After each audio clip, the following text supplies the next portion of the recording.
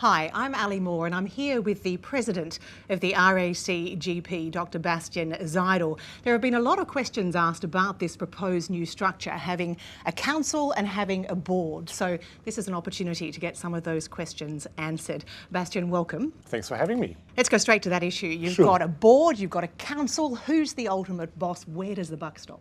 So look, the buck stops, of course, with the board, and so it should. That actually reflects what contemporary governance models really recommend. And that's what we should be aiming for.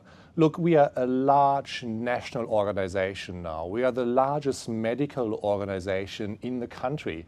So decisions can't be made over the dinner table anymore. We need to move on. We need to move on with the times. Now, you're going to set up a board under this proposition that will have some business-skilled people on it. They may not be GPs. 3 of them may not be GPs. Arguably, GPs run their own businesses. They have the business acumen. Why do you need potentially external business experts? The RACGP is not a small business anymore. We used to be, but we've come a long way since then. So what we are looking for is not only specific skills, we are looking for broad diversity. So we are looking for diversity, of demographics, diversity of background, diversity of skills, but probably far more important, diversity of thinking styles. Because we know that actually brings an organization forward, and those are the aspects we are looking for in the new board and council structure. You've made it very clear the board will run the show. The buck stops with the board. What happens if there's a demarcation dispute, for want of a better word? The council decides there's an issue, a medical issue that they're passionate about, they want to spend money pursuing it. The board that holds the purse strings says no. Who wins? Look, it's not about a win-lose situation. We have to do the right thing for our members.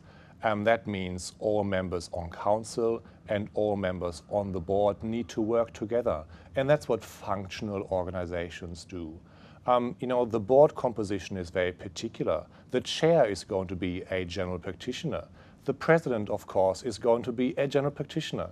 And the president is voted and elected directly by the membership, by over 35,000 members. So we have this broad GP representation there as well.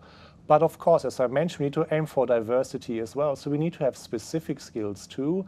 And that's where we need to have external expertise as well. And that should be present on the board. Does that raise a governance issue that if the board can never be chaired by a non-GP, the chair must be a GP, that means that potentially your 3 non-GP skill-based directors are ruled out from being chair no matter how good their skills? Is that good governance?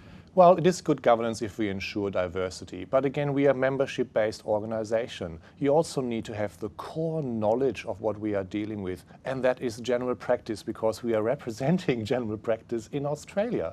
That's what we do. So there's appropriate symbolism attached to the role of the chair, as it is as the role of the president. So it's quite appropriate for the chair and the president to be general practitioners. So who decides what sort of skills you require, and how will those business experts be appointed? Sure. There's going to be an independent nominations committee, and it's important for that to be independent, and their task is to appoint the appropriate people that serve the need of the RACGP and our members.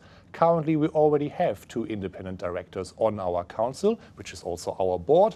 But of course, with the new governance structure, that's going to be slightly different, and that's going to make a lot of difference to our organization as well. Bottom line, what is this about? Is it modernisation? Is it fixing a problem? So it's not about fixing a problem. It's about reflecting the growth we've undergone as an organization. It's over 35,000 members now. We have presence in pretty much all states and territories in Australia as well.